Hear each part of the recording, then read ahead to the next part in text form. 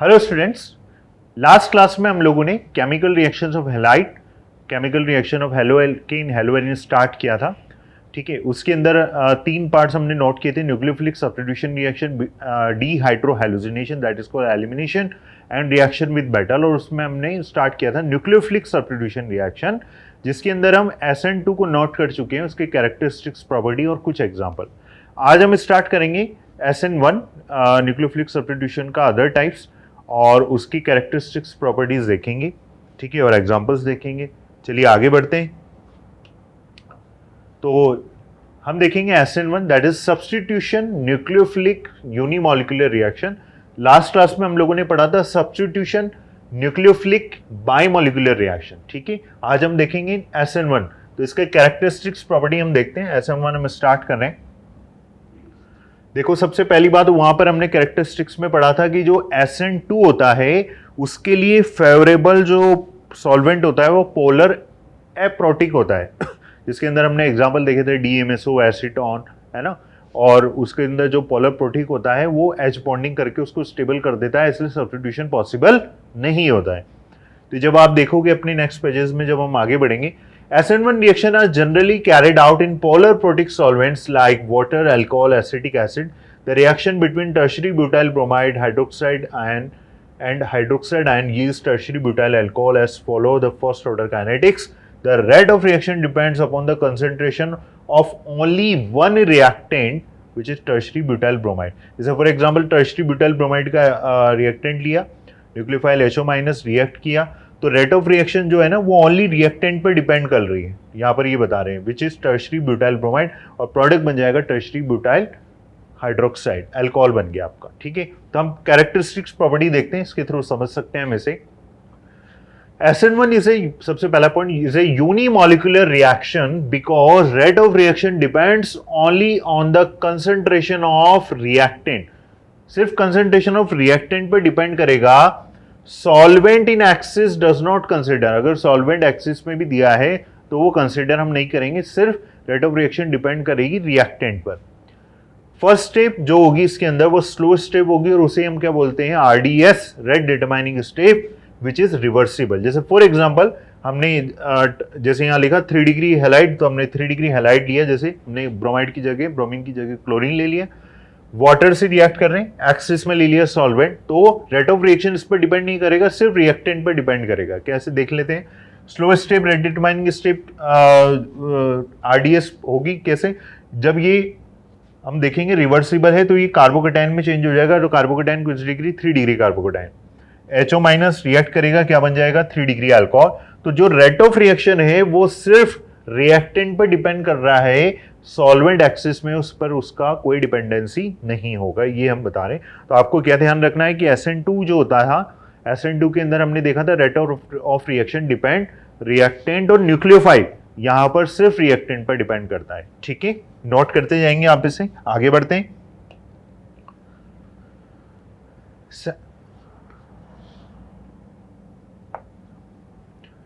Second point हमने देख लिया RDS, आगे बढ़ते हैं।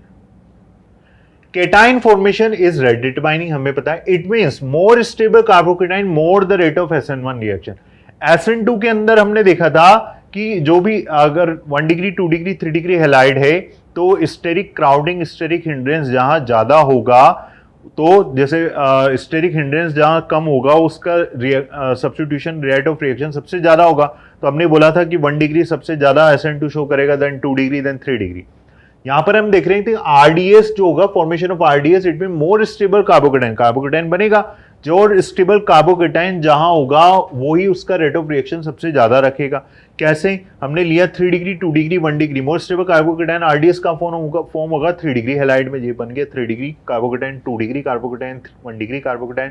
तो रेट ऑफ SN1 रिएक्शन का ऑर्डर क्या हो जाएगा, 3 degree, then 2 degree, then 1 degree. Clear है।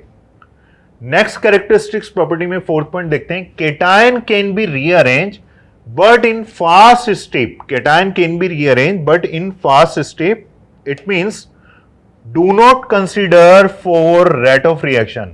जो केटायन होता है उसको हम रीअरेंज कर सकते हैं, लेकिन वो फास्ट स्टेप में होगा, it means rate of reaction पर ये डिपेंड नहीं करता है कंसेप्ट। जैसे फॉर एग्जांपल हमने ये एक एल्कीन लिया, और हम इसको रिएक्ट कर रहे हैं HBr से, तो अकॉर्डिंग टू मार्कोनी का एडिशन हम ऐड करेंगे, तो हम Br क्या करेंगे, यहां पर ऐड करना चाहेंगे, ठीक है, इस जगह। लेकिन क्या होगा कि फर्स्ट स्टेप में हम क्या करेंगे, हाइड्राइड, उसके बाद हम क्या करेंगे, हाइड्राइड शिफ्टिंग करेंगे। तो cation can be rearrange, cation rearrange हो रहा है, पहले यहां था अब यहां आ जाएगा इस कार्बन पर, ठीक है। तो हेलोजन कहां पर ऐड हो गया, Br यहां पर। तो cation can be rearrange but in first step, it mean do not consider for rate of reaction, इसलिए रेट ऑफ रिएक्शन पर डिपेंड नहीं करता है। That is the characteristics property of SN1 reaction. Note करते जाएंगे आप इसे, आगे बढ़ते हैं। अब हम देखेंगे examples of nucleophilic substitution reaction. हमने SN2 SN1 के कैरेक्टरिस्टिक्स प्रॉपर्टी देखी, ठीक है। अब हम all over nucleophilic substitution reaction के एग्जांपल देख लेते हैं, इंपॉर्टेंट भी है ये, है ना, एग्जाम में क्वेश्चंस आते हैं इससे, नोट करना आप इनको, जितने भी क्वेश्चंस लिखे हैं आप अपने पॉज करके खुद भी सॉल्व कर सकते हैं आप इसे, ठीक है। तो देखिए हमारा फर्स्ट क्वेश्चन क्या है, alkyl halide CH3Cl methyl chloride को हमें रिएक्ट करना है एक्वस KOH के साथ, ठीक है। तो सब्स्टिट्यूशन हम जानते हैं न्यूक्लियोफिलिक सब्स्टिट्यूशन होगा, और प्रोडक्ट बच्चों क्या बन जाएगा, CH3OH। इसको हम अदर पेन से लिखते हैं ना, आंसर को चेंज कर लेते हैं हम, किससे लिखें भाई, इससे लिख लेते हैं, ठीक है। नेक्स्ट एग्जांपल देखेंगे, 1 degree halide reaction with RONA, sodium alkoxide के साथ रिएक्ट करना है। तो सब्स्टिट्यूशन होगा, क्या बनेगा, देखो प्रोडक्ट CH3 CH2 OR, ठीक है, CH3 CH2 OR, क्या निकल जाएगा बाहर, यहां पर NaCl बाहर निकल जाएगा। और ये कौन सा रिएक्शन है, SN2 nucleophilic substitution reaction. Product जो बना वो क्या बना बच्चों, ether. What is the name of reaction, एक नेमिंग रिएक्शन है famous, that is called Williamson ether synthesis reaction. Ether synthesis reaction, Williamson ether synthesis reaction, clear है, that is called Williamson ether synthesis reaction. उसके बाद substitution में next example देखते हैं, first देख लिया, सेकंड थर्ड देखते हैं। अगेन 1 डिग्री हैलाइड है, रिएक्ट विद KCN। अब देखो ये हमने लास्ट एम्बिडेंटेड न्यूक्लियोफाइल में डिस्कस भी किया था, तो आपको पता होगा, आप जल्दी से सॉल्व करेंगे इसे। हमें रिएक्ट करना है KCN के साथ न्यूक्लियोफिलिक सब्स्टिट्यूशन से। KCN में प्रोडक्ट क्या बनेगा बच्चों, CH3 CH2 CN, क्या बनेगा, साइनाइड। कैसे डिसाइड करेंगे, बिकॉज इसके अंदर 2 डोनर साइड है, that is the ambidentate nucleophile. तो यहां पर डोनर साइड कार्बन ले रहे, कैसे डिसाइड करेंगे, इसकी आयनिक और कोवेलेंट नेचर। तो ये कौन से नेचर में होगा, आयनिक। तो आपका मेजर प्रोडक्ट, मेन प्रोडक्ट ये बनेगा आइसोसाइनाइड माइनर होगा, तो हम मेंशन ये करेंगे। उसके बाद हम रिएक्ट कर रहे हैं KNO2 के साथ, यहां पर भी ये कौन से नेचर में है, आयनिक नेचर। तो जो आपका प्रोडक्ट बनेगा CH3 CH2, donor side oxygen होगा और बन जाएगा एल्काइल नाइट्राइड, ठीक है। उसके बाद नेक्स्ट हम AgCN के साथ रिएक्ट करेंगे, कोवेलेंट नेचर में है, ये भी एम्बिडेंटेड न्यूक्लियोफाइल का एग्जांपल है। तो प्रोडक्ट बनेगा आपका आइसोसाइनाइड, ठीक है। AgNO2 के साथ जब रिएक्ट करेंगे, ये भी आयनिक नेचर में है, प्रोडक्ट बनेगा आपका नाइट्रोएल्कीन। ये सारे एग्जांपल है एम्बिडेंटेड न्यूक्लियोफाइल के, ठीक है। लास्ट क्लास में हम लोगों ने सो डिस्कस किया था। 3 degree halide, 3 degree halide react with KOH, product क्या बन जाएगा, CH3, और 3 डिग्री हैलाइड से प्रोडक्ट बन गया 3 डिग्री अल्कोहल, टर्शरी अल्कोहल। अच्छा यहां आप मुझे बताएंगे दैट इज SN1 या SN2। 3 डिग्री किसके लिए फेवरेबल होता है, हमने पढ़ा था RDS, कार्बोकेटाइन, मोर stable carbocation, show SN1 reactivity order सबसे फास्ट। तो 3 डिग्री के लिए किसके लिए फेवरेबल होता है, SN1। फिर चेक करो क्या दिख रखा है, KOH aqueous, but SN1 concentrate only depend on reactant, solvent is excess, solvent पर कोई डिपेंडेंसी नहीं होता है। तो सब्स्टिट्यूशन रिएक्शन है NSR, लेकिन कौन सा होता है ये, SN1, ठीक है। नेक्स्ट नोट करते जाएंगे आप इसको, नेक्स्ट देखते हैं आगे। अपनी कॉपी में लिखेंगे आप इससे। उसके बाद देखो chlorobenzene react with KOH, chlorobenzene को हमें रिएक्ट करना है KOH के साथ। इधर कर देते हैं थोड़ा, तो बताएं प्रोडक्ट क्या बनेगा। क्लोरोबेंजीन रिएक्ट, अच्छा देखो क्लोरोबेंजीन को जब हम KOH के साथ रिएक्ट करेंगे तो हम क्या करेंगे कि हम क्लोरीन की जगह OH लगा देंगे, है ना, यही करेंगे ना। लेकिन आप देखो यहाँ पर एक बहुत इंपॉर्टेंट बात जो हमें ध्यान रखनी है, सपोज यहाँ क्लोरोबेंजीन की जगह हमने RX लिया होता और हम KOH के साथ रिएक्ट करते, जैसे कि हमने यहाँ किया मिथाइल क्लोराइड, तो हम सब्स्टिट्यूशन करके ये अल्कोहल बना रहे हैं CH3OH। लेकिन यहाँ पर एरोमेटिक हैलाइड दे रखा है और हम सब्स्टिट्यूशन कर रहे हैं, तो आप देखो ये सब्स्टिट्यूशन हो पाएगा क्या, बिकॉज क्लोरीन के पास जो लॉन पेयर है वो रेजोनेंस की वजह से यहाँ पर partially double bond character create कर देगा, तो सब्स्टिट्यूशन नहीं हो पाएगा। इट मीन्स ये रिएक्शन तो नहीं होगी अभी। लेकिन अगर आपको एरोमेटिक हैलाइड का सब्स्टिट्यूशन करना है तो हाई टेम्परेचर और प्रेशर पर हम इस रिएक्शन को प्रोसीड कर सकते हैं, हाई टेम्परेचर और प्रेशर देकर। कैसे देखेंगे अभी आगे हम इसको। तो ये रिएक्शन अभी तो नहीं होगा, लेकिन अगर एलिफेटिक होता तो रिएक्शन हो जाता हमारा। इसको भी हम रफ कर देते हैं।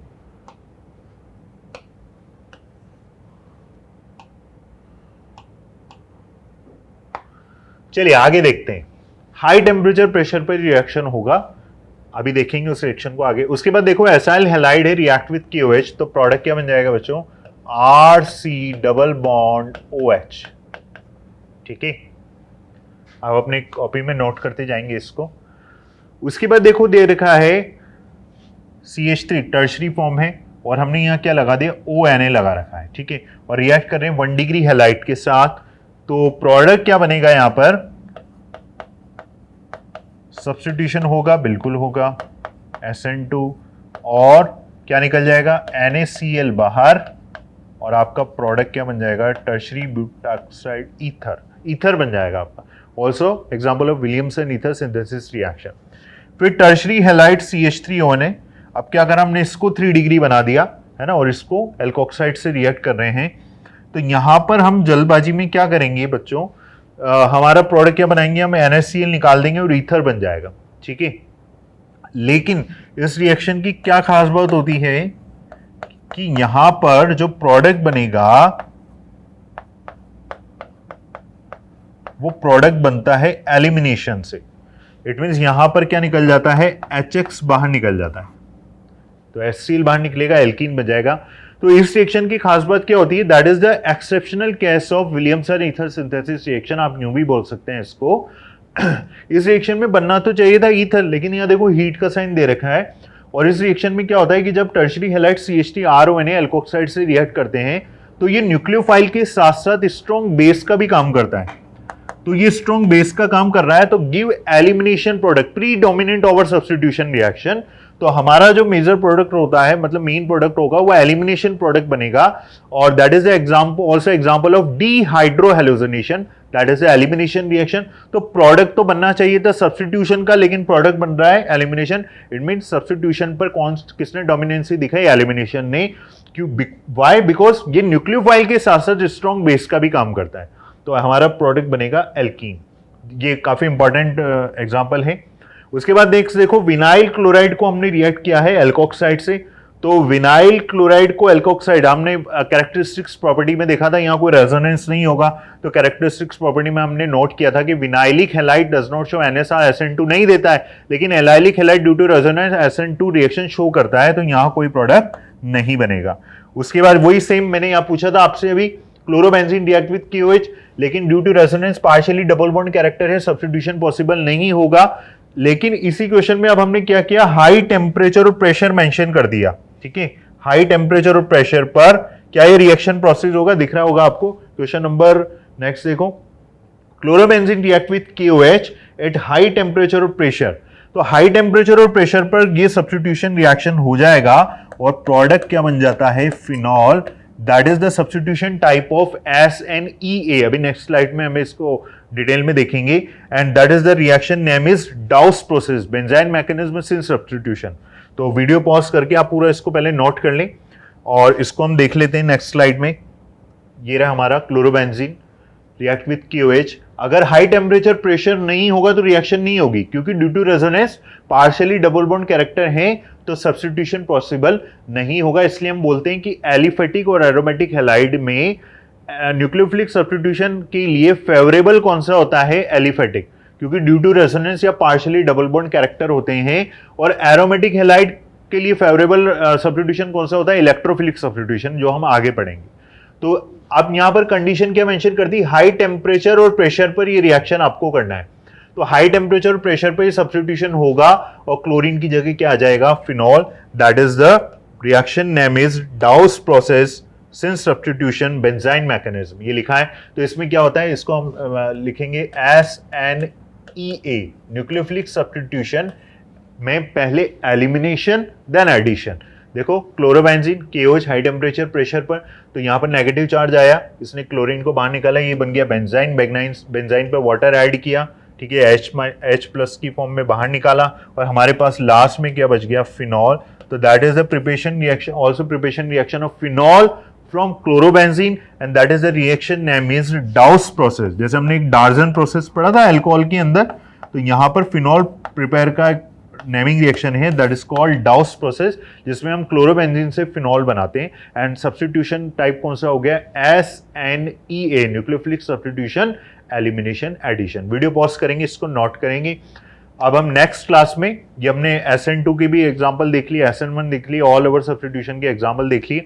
नेक्स्ट क्लास में केमिकल प्रॉपर्टीज का नेक्स्ट पार्ट लेंगे हम, डीहाइड्रोहैलोजिनेशन, जिसका एक एग्जांपल अभी आप लोगों ने प्रीवियस स्लाइड में देखा है, बीटा एलिमिनेशन का। ये एग्जांपल अभी हमने देखा, ये वाला tertiary halide react with sodium alkoxide, alkene बनना चाहिए था ईथर, लेकिन एल्कीन बन रहा है। हम क्या कर रहे हैं, यहाँ से रिमूवल ऑफ HCl कर रहे हैं। तो नेक्स्ट क्लास के अंदर हम पढ़ने वाले हैं डीहाइड्रोहैलोजिनेशन बीटा एलिमिनेशन रिएक्शन, देन फिर हम देखेंगे रिएक्शन विद मेटल, फिर हमारा पूरा chemical properties of halide complete होगा। मिलते हैं नेक्स्ट क्लास में, थैंक यू।